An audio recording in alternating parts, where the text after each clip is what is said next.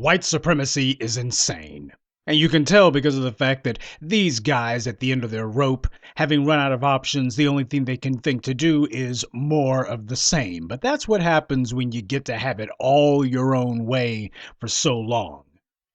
I have been warning you for several months that the white media was going to be intensifying its efforts to try to lure black people back onto the political treadmill. Make sure you keep on voting literally for nothing. And that's where the revolt, or as I like to call it, the revolting summit comes in. Of course, you got to follow the money if you want to figure out what's really going on here, who it is who's putting these chumps up to this. And when you follow the money, the first corporate brothel that stands out is AT&T. Now, I went in on Issa Rae a few weeks back, and AT&T was the group that presented that little sideshow she put on that day too. But keep in mind, AT&T owns HBO and CNN, two hardcore bastions of anti-black bullcrap. Speaking of anti-black, AT&T has their own political action committee, AT&T Federal PAC. Up until last year, they've been giving annual contributions to Congressman Steve King, arguably the most blatantly racist member of Congress.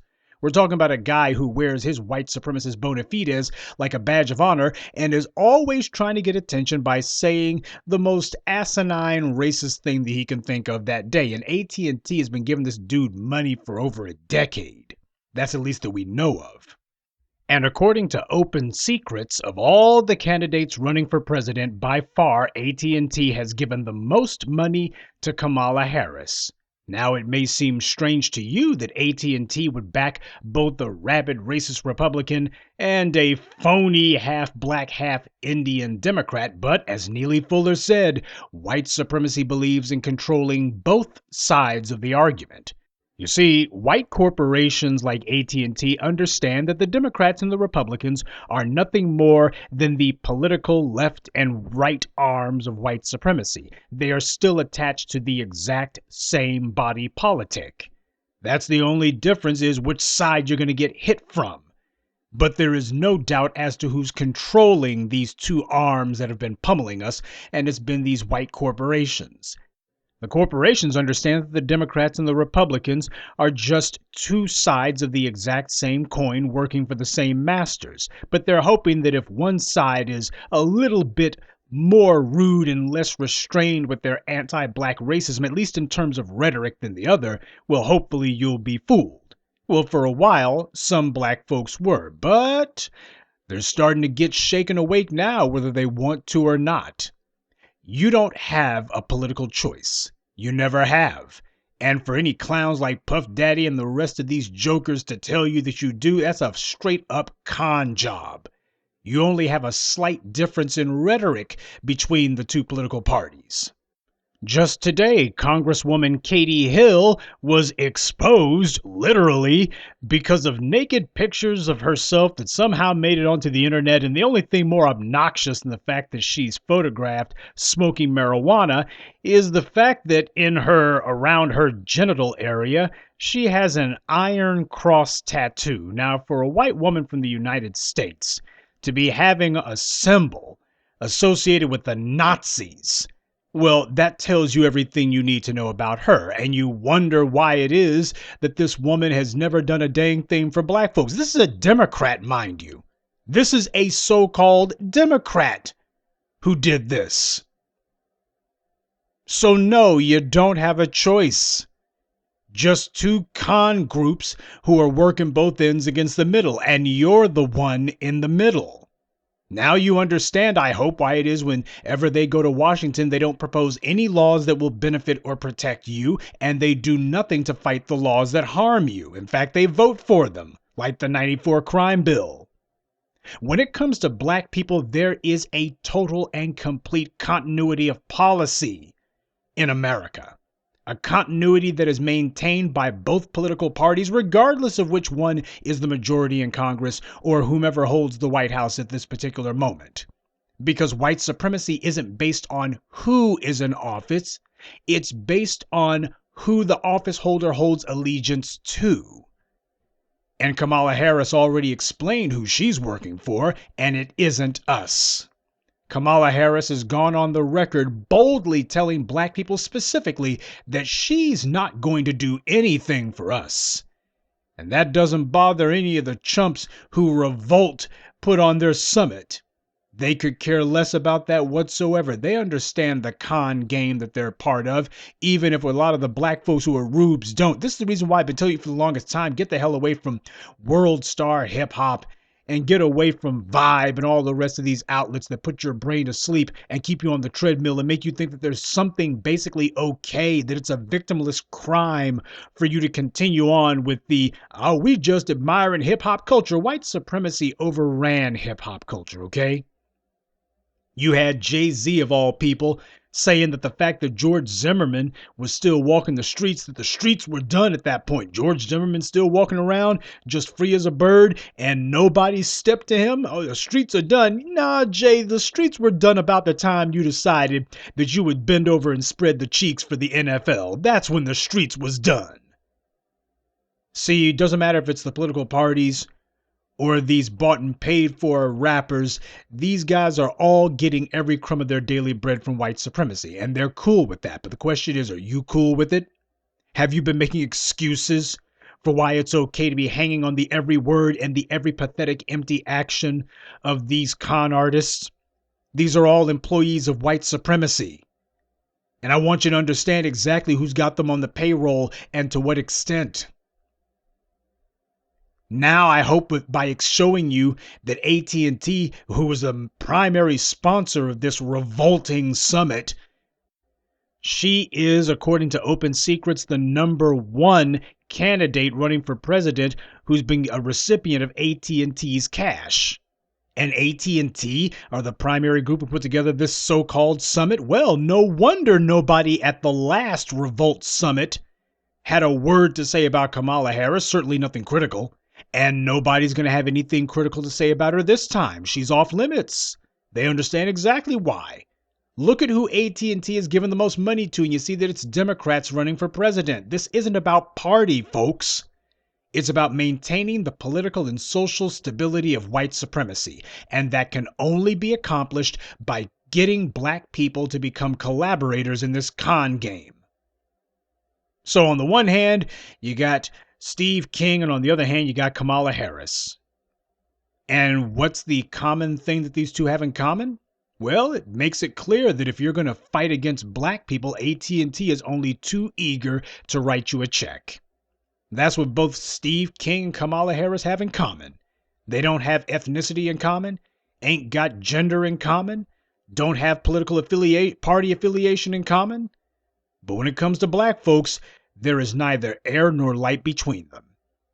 How many politicians pushing a black agenda has AT&T given 1 red cent to? None, not one thin dime. And why doesn't this bother the chumps behind this Revolt Summit fraud? They all have heard from and even interacted with the new voices of black media. Killer Mike claims to back Bernie Sanders. Well, if anyone should be calling out Kamala, it ought to be Killer Mike. He should have been the main one saying, hey, you can't go with Kamala Harris. She's been locking black folks up for the longest time. If anybody's going to go in on her, you would think it would be Killer Mike, considering that Bernie Sanders needs all the help he can get, especially when it comes to trying to shore up or create some sort of credibility with the black community. But then Killer Mike would have to denounce Bernie Sanders because Bigot Sanders' political position regarding black people is just as bad as Kamala's. See, that's the reason why you're not going to see Killer Mike out there holding any candidates to account or calling anybody out on reparations. Because he's decided that he wants to be comfortable with a certain political candidate, and well, Bernie Sanders is against reparations. And he was for the '94 crime bill. So I guess Killer Mike was just smart enough to figure out that he was stuck on the horns of a dilemma. He was caught on a catch-22. You know, if you want to pretend like you're actually with the streets, that you speak for the streets, well, you got to call out Kamala Harris. But the problem is, how do you go after Kamala Harris and denounce her for having used the laws to lock up black people if you don't also call out and denounce Bernie Sanders for having gotten those laws on the books in the first place? Well, so much for hip hoppers with a conscience, huh? So much for these conscious rappers, huh? So what purpose is this con that is being put on supposed to serve? It's a political show being put on for black people's benefit. This show is about black people on stage arguing over which Democrat they're going to vote for. And they have to present this as being inevitable. It's a fait accompli. It's already signed and sealed. It only needs to be delivered at this point. That's what it's meant to do. It's meant to give an air of inevitability. Of course, black people are going to vote for the Democrats. They got to do something about that mean old Donald Trump. Oh, black folks ain't going to stay home. We understand how dangerous it is. This is white media trying to get some black sock puppets to put words in our mouths to speak for us. The black community is going to turn out to vote. That's as certain as night follows day. It's guaranteed. They think black people, especially young black people, are going to see these rappers and these celebs and these media personalities, and they're going to be fooled and go, oh, we got to go to vote. Why? Well, because T.I. said so. Because Killer Mike said so. And look at that Candace Owens woman, man. Oh, she's so arrogant. You know what? We'll show her. We're going to show her. We'll go. She says that black folks haven't gotten anything for the Democrats. Yeah, haven't gotten anything for the Republicans either. She conveniently leaves that out. Oh, she's full of crap. We'll show her. We'll show her. That's what they're hoping is going to happen. Not one of these revolting summit participants has made a stand for tangibles. None of them has spoken to the reality of what foundational blacks have been through and our uniqueness as a group. Instead, it's a matter of let's be part of somebody else's bandwagon. Let's be part of somebody else's circus. That's what they're trying to sell.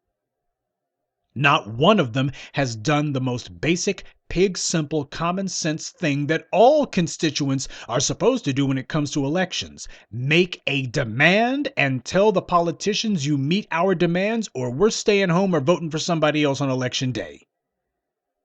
Every election is supposed to be about that ultimatum. That is supposed to be what a constituency brings to the table and tells the politician, you want to keep your job, you want to keep whatever donations you're getting for these corporations, because we know you're taking money under the table, and you want that money to keep coming in, we better get a piece of it too. You're supposed to bring us our tangibles if you want to keep your little highfalutin political job. Politicians are supposed to be public servants, but you wouldn't know it by the way that these black celebrities that Puff Daddy's given a platform to talk. They talk as if these politicians are our boss. They're barking out the orders and we're supposed to do it. So much for public servants, because they're not serving us, that's for damn sure. And all they do is tell us what we're supposed to do. There is no such thing as a legitimate political or voter summit unless you got the citizens barking out the orders at the politicians, and the politicians aren't supposed to be sitting there making a million excuses for why they can't do it, won't do it, because you know damn well they don't do that to AT&T.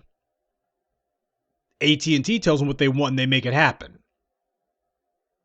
So why isn't that on the table? Because of course, that's who puts these chumps up to this garbage. So all these chumps are doing is trying to tell black people, it's not about what the politicians should do for us, it's what we should be doing for them. Which is completely and thoroughly the opposite of the black political climate right now in America. This is exactly the opposite of what we're saying. If anything, we're supposed to be pushing demands, big demands, transformative demands. But that's not what these guys are bringing. Because as far as they're concerned, Killer Mike and T.I. and Puff Daddy, well, they've already gotten theirs. They've been caked off, and as far as they're concerned, they can't quite understand what all of this fuss is about. And, well, what's really important is I've got my leftist political buddies, my little Democrat buddies, and they tell me how much they like black people and how much they like Dr. King. And well, you know, I kind of feel like one of them, and I want to make sure that they're comfortable with me. So yeah, we got to get black people on board because it's for black people's benefit instead of it being, you know what? My people are doing badly right now. They're living foul for no damn reason other than the fact that they're being deprived for no other reason than the fact that they're black. And if the Democrats don't step up with some tangibles, then hell, we'll upset the whole damn apple cart. That's what's supposed to be going on.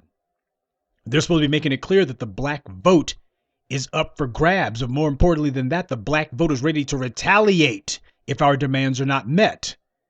That's what's supposed to be happening. You're not supposed to be sitting here telling black folks what they're supposed to do.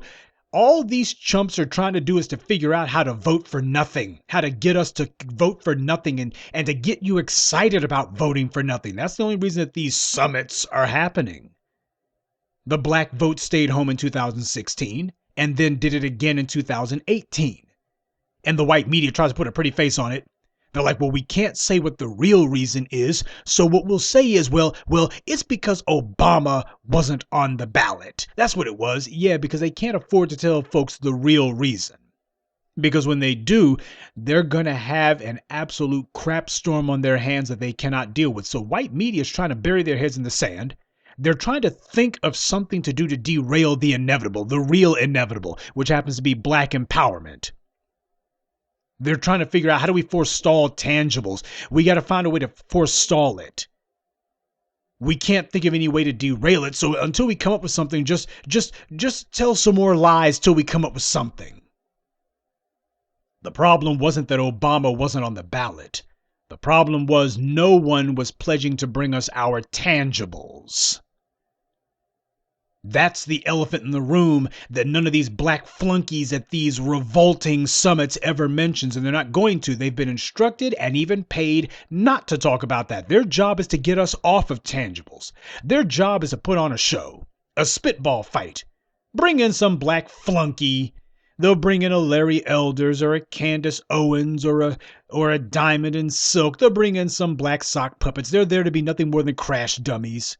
Rhetorical punching bags, and they get to have a nice loud argument about, y'all need to vote for Trump. We ain't voting for Trump. Trump's a racist. And then they go back and forth, and in the end, they both agree on one thing, which is black folks need to show up and vote. You're not supposed to get anything. We're not going to tell you what black people are going to get. No political pledges, no tangibles. We're not going to have anything on the table for you, but you need to show up and vote.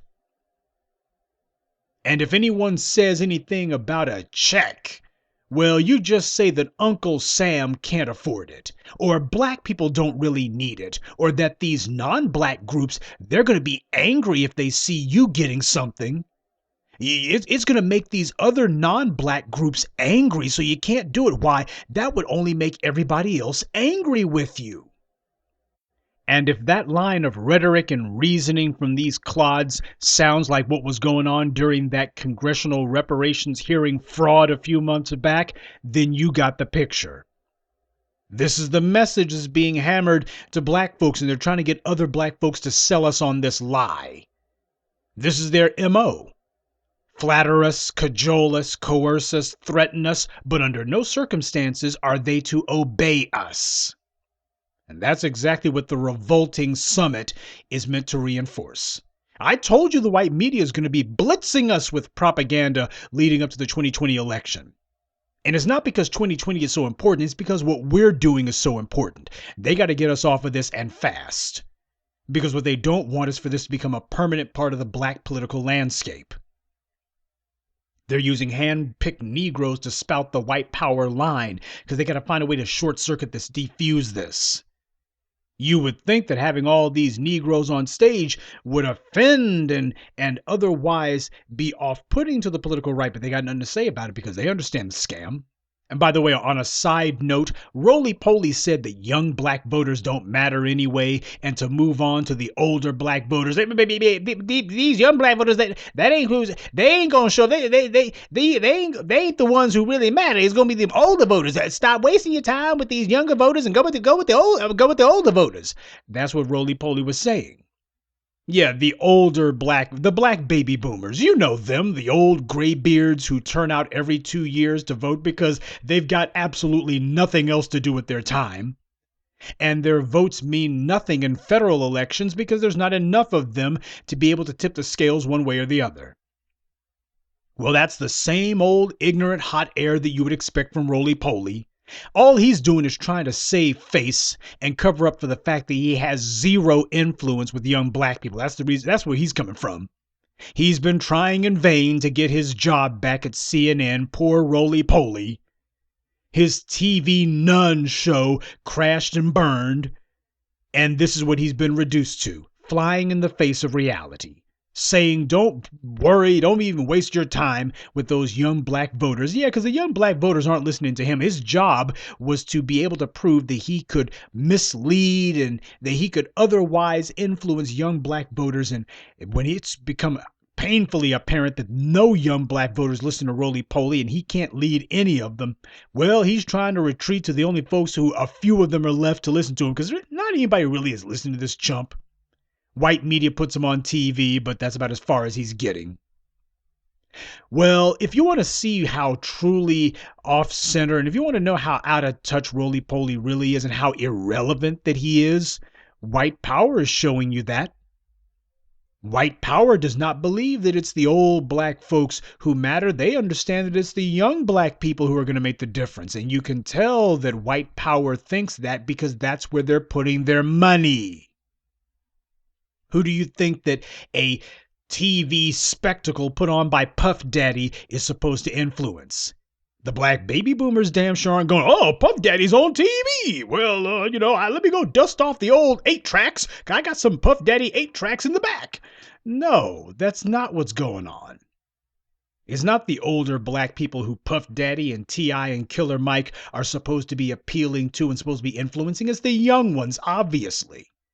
But roly-poly says that they don't matter. White power doesn't listen to this chump. And then again, I don't blame him. Nobody else does. Have any of these companies ever done anything to push the black agenda? Hell, CNN purged all but one of the Negroes from their airwaves. And HBO only puts on a clown like Issa Rae. That's pretty much it.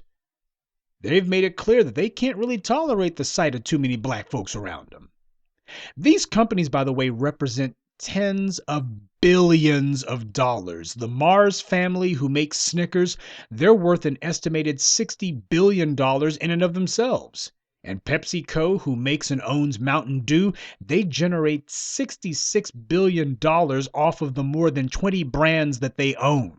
See, when you're talking about Pepsi, you're not just talking about the soft drink company. You're also talking about other companies like Gatorade, Doritos, Frito-Lay, Starbucks. Hey, you remember Starbucks, don't you? The coffee shop that calls the cops on black people simply for entering their store. So you have a handful of some of the wealthiest and most influential corporations on the planet, and these clowns do nothing for black people, but they will put on a pathetic media stunt to try to trick you into getting back on their political treadmill. This is not a summit that Revolt's putting on. It's a slum ditch. Nobody of any substance is going to be there. Nothing relevant is going to be said. It's not going to be for the sake of pressing black people's political interests. It's going to be nothing more than a 1 or 2 hour political commercial for the Democratic Party, for the left arm of white supremacy. If anybody brings up reparations, one of two things will happen. Either it will be immediately shot down as unfeasible, undesirable, or unnecessary. Or what will happen is, more than likely, if anybody tries to bring it up, they'll try to redefine it.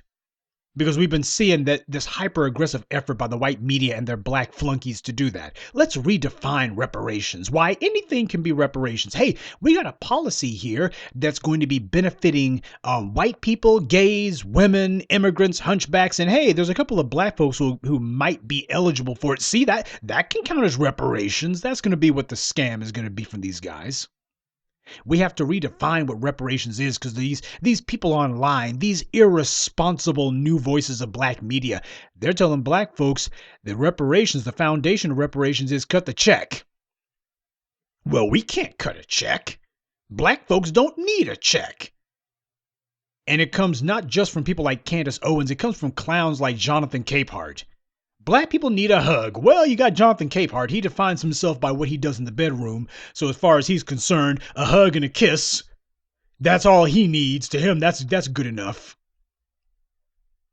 But back to the money behind this revolting summit. Out of the 5 official corporate sponsors for this trash, 2 of them are alcohol producers. Because they haven't put enough liquor stores in black neighborhoods yet. That seems to be the reasoning behind this. I guess it's because black folks they don't think that enough black people are smoking weed or shooting heroin or something. I guess they figure, well, we need to get black folks to drink more alcohol. You don't need black businesses. You just need to get drunk. See, they're not going to give you empowerment. They're not going to give you freedom, but they will give you the ability to get more and more inebriated. They will give you some get high. That they will give you. Sean Combs is revealing himself to be what he's always been, a flunky for white supremacy, a pawn of white media, literally. And he's fine with that status. He's fine with being white supremacy's doormat. He's fine with being a bootlick. He's a tool of white power, and he happily accepts his place as their flunky. Don't take my word for it. He said it himself.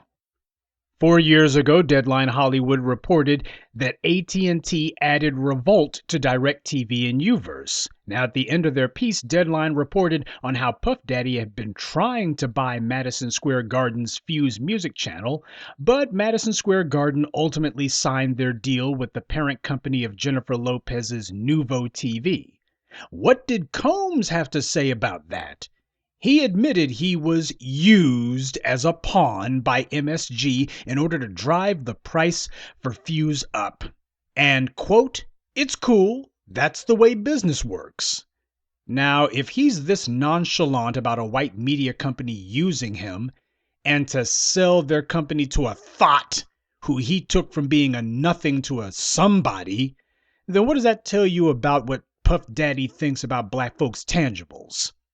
If he's denied a company that he wanted to try to buy, and he was just used as a pawn, which meant that his time, effort, and money was wasted on an endeavor that he was never supposed to get in the first place. If he's embarrassed and done wrong like that, and he just decides to brush it off with "it's cool, that's the way business works," that ain't business. That's somebody who's running a scam and a hustle. If they want to do business, then there's supposed to be a transaction. There was no transaction here. That ain't business. When somebody uses you as a pawn, that's not business. So if that's how he decides to brush off being embarrassed and humiliated and having his time and money wasted, then what do you think, how much importance do you think that Puff Daddy assigns to tangibles for the rest of us? He can't even be too bothered about losing his own money, wasting his time, having white power waste his time. And to sell to Jennifer Lopez of all people, the insult cannot possibly be lost on that. Jennifer Lopez was an anonymous Latin chick shaking her butt before Puff Daddy decided to put her on the red carpet. Without him, she wouldn't exist. Well, it just goes to show that when you sell your soul to white supremacy, you truly become the lowest of the low. Now, I don't expect Puff Daddy to be throwing things at the walls or cursing a blue streak after something like this or making a big show of it, but I do take him at his word when he says, "It's cool." Black bootlicks always seem to take it in stride whenever white power humiliates them. Now, if black people, on the other hand, cross them, they're ready to pull a gun and it's World War III. But when white power decides to misuse them and abuse them, well, you just gotta brush it off and keep on moving. Maybe we should change his name from Puff Daddy to Punk Daddy. And don't make excuses for him. Some of you are going to try to cop out behind AT&T is a big media company and these hip-hop cowards are scared of them. Fool, these morons run interference for white power whether white daddy's looking over their shoulder or not. They don't suck up to white power out of fear. They do it because they think that they're on the team. Team white supremacy. That's what you need to understand about these black celebs and these black media personalities. They think that they're the smartest Negroes on the planet. They think they figured it out. They weren't cherry-picked because white power could see that they were weak-willed and eager to sell their souls for a little spare change. No, they were smart and hard-working, and they figured out how to play the game. Ain't that right, Lee Daniels? They figured out how to negotiate their way around white supremacy. All these other 45 million ex-slaves, well, they were just lacking somehow. They weren't working hard enough. Perhaps they weren't clever enough. They weren't good enough. And, well, you see, these guys, the ones who white power put on the payroll for a little bit, well, these guys were the smart ones. They figured it out. That's how they see themselves. That's how these black bootlicks see themselves. And as for all the crap that white power makes them eat, well, at least they don't have to hang out with the former slaves anymore. White power has plucked them from the slave quarters and put them in the big house. At least that's how they see it. They're inside the walled city. They're grateful that White Daddy pulled them from the ranks of the oppressed, and they'll do anything, suffer any humiliation to keep White Daddy from casting them out. This is the sick mentality at work. The Revolt Summit is going to be nothing more than a collection of cowards and sellouts. Not one of them is going to be speaking to our power.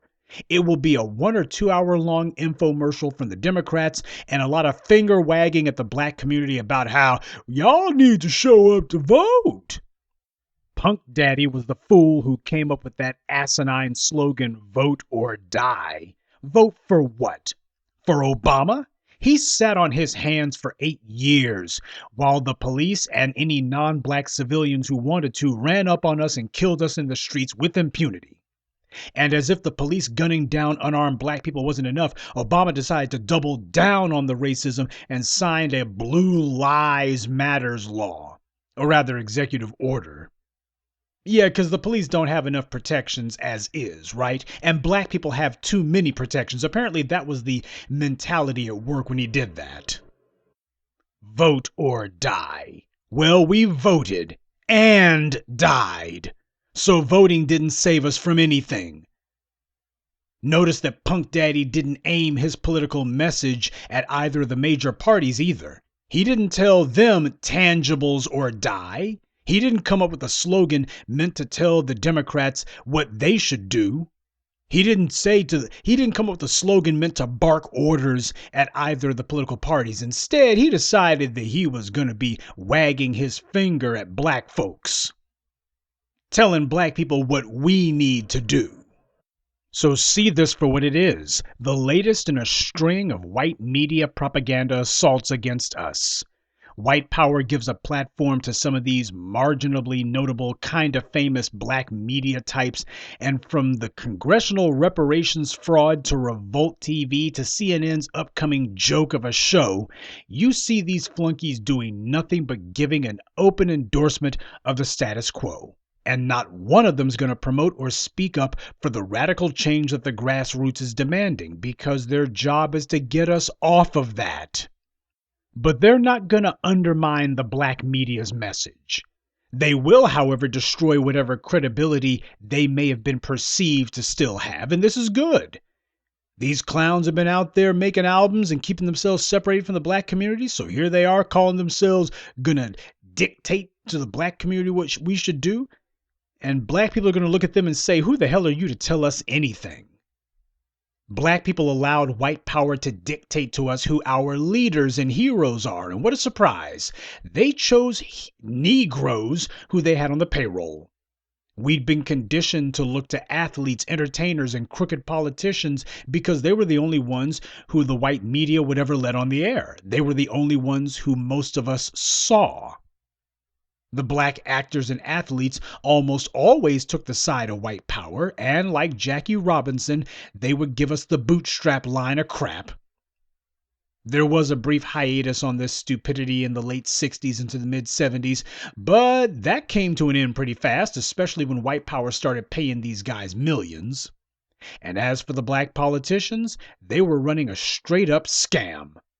Talk a little bit like us, pretend to be speaking up for our interests, but they would always make sure to give the white government a pass. Go ahead and be a stand-in for the black community. As a black leader, I'm saying that this white government is still okay. Yeah, they do us wrong 24 hours a day, but they still okay. Yeah, the government's corrupt and racist, but you know what? They're the only one we got, so we got to stick up for it because, it's better than any other system on earth, And when talking about the founding racists of this country, these black misleaders always make sure to say our founders and our government, sounding no different than any other white politician. This is why the new voices of black media have been fighting so hard to get you guys to turn away from looking for leaders and instead to get you looking for an agenda. Stop trying to find some man to follow and follow the agenda.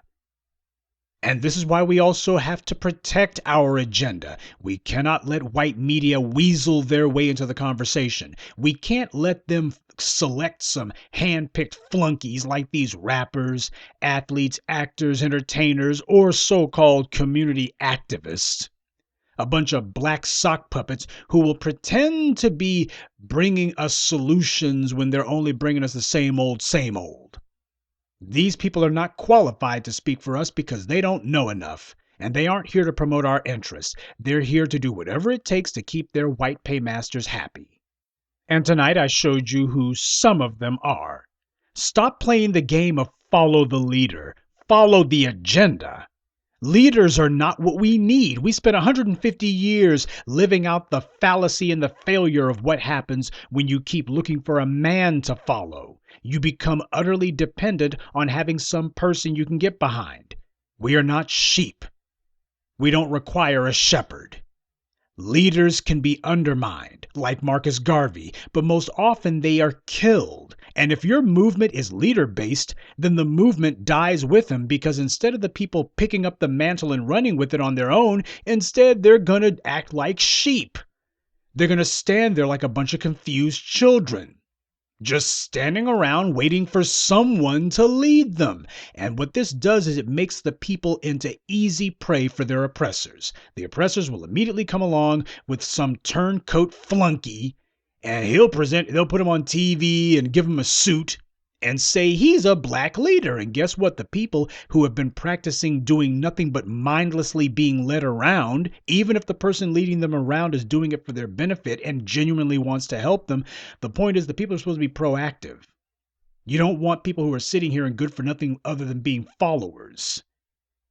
No matter how well-intentioned or genuinely devoted a leader may be, leader-based movements are always cults of personality.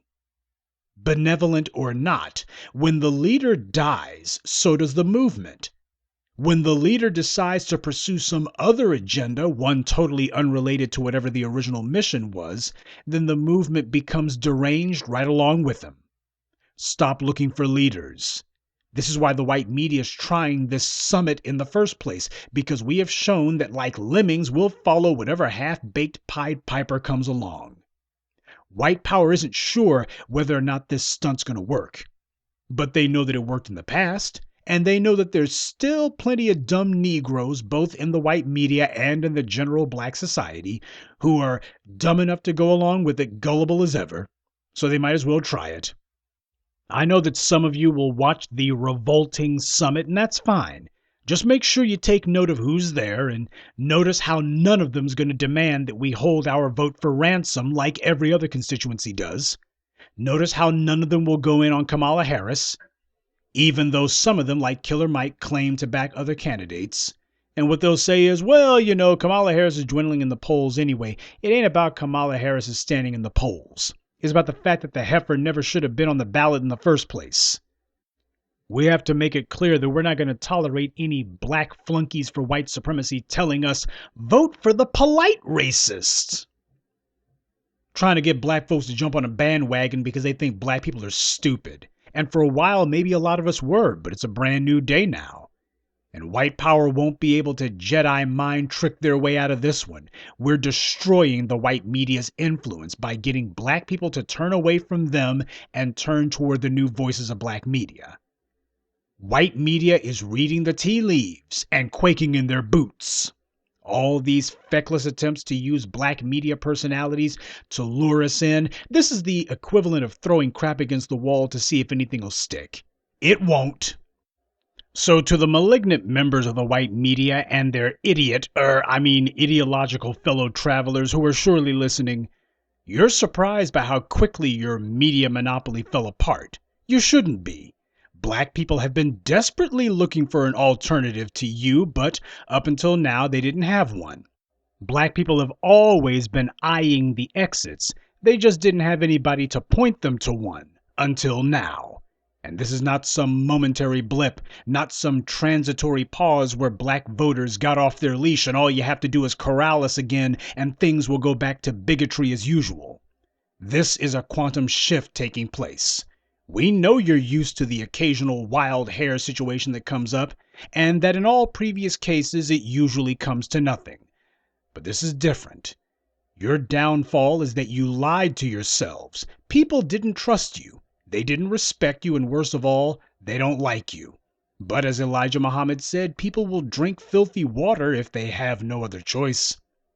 Well, we're giving them that choice. Slowly but surely, the new voices of black media are elevating the political debate in the black community. We are raising the political IQ of our people. We've taken control of the social discourse in our community. We're teaching black people what to focus on and how to be serious about it. Only a precious little of the political discourse is actually worthwhile. Most of it is noise, white noise. And we're teaching black people to shut their ears to it. White media taught black folks how to focus on nonsense and irrelevant trivia. We're teaching our people how to focus on power. It will be shocking and uncomfortable at first, but we're not turning back and we're not turning away either. We're not allowing every Tom, Dick, and Harry with a brain fart to speak. And you can't think that if the white media put you on television or promotes you, that this is going to give you instant black leader status. Not anymore. First of all, black folks are smart enough to the point that they know if the white media put you on, that means you're just one of their sock puppets. And secondly, black people have finally realized that the last thing we need is another leader. The agenda is the leader, and the new voices of black media are the ones who define that agenda. And you won't be able to nominate any black stooges to speak on that either. Black people aren't going to listen to them. We have closed the agenda off from white media influence. We realize that this was a huge part of the problem, not isolating and insulating our discourse from white power. And you're not going to be able to pull the game of, well, we just treat these niggers like a bunch of children. They like to be amused, so get these rappers and entertainers out here, get them to give the Democrats the good seal of approval, and why, that'll be the lucky charm. That'll get these dumb Negroes right back on board as if nothing had changed. These black rappers and singers and celebrities and actors and athletes, they haven't had anything to say on black politics in all this time. Usually they say, hey, we don't get involved in that kind of thing. Well, that's exactly what I expect them to continue doing. They have not merely been on the sidelines, they haven't even been in the stadium. So that being the case, that's where they're going to stay. They wanted to stay out of politics, and that's exactly what we're going to tell them. We're going to tell them stay out. I'm not going to tell them to be quiet. I'm going to tell them shut up. We don't want to hear your mouths. Not merely because of the fact that you've been too cowardly to get involved before now, but also because of the fact I know why your mouth is running now. You're a sock puppet for white supremacy. And that's the end of that. And as for the white media, you convinced yourselves that you could create reality out of thin air, that if you said it, that made it so, that you could change reality on a whim, when the only thing you ever had was a monopoly.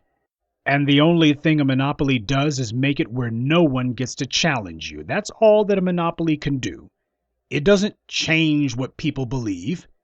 It does not make it where reality bends. It simply means that nobody has the power to stop you.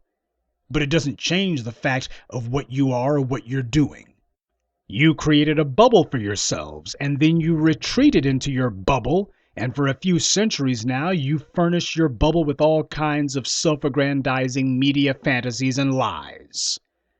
Well, you take a look at how little influence your hand-picked Negroes have just at this revolting summit alone. And you realize that the bubble that you made for yourselves just burst.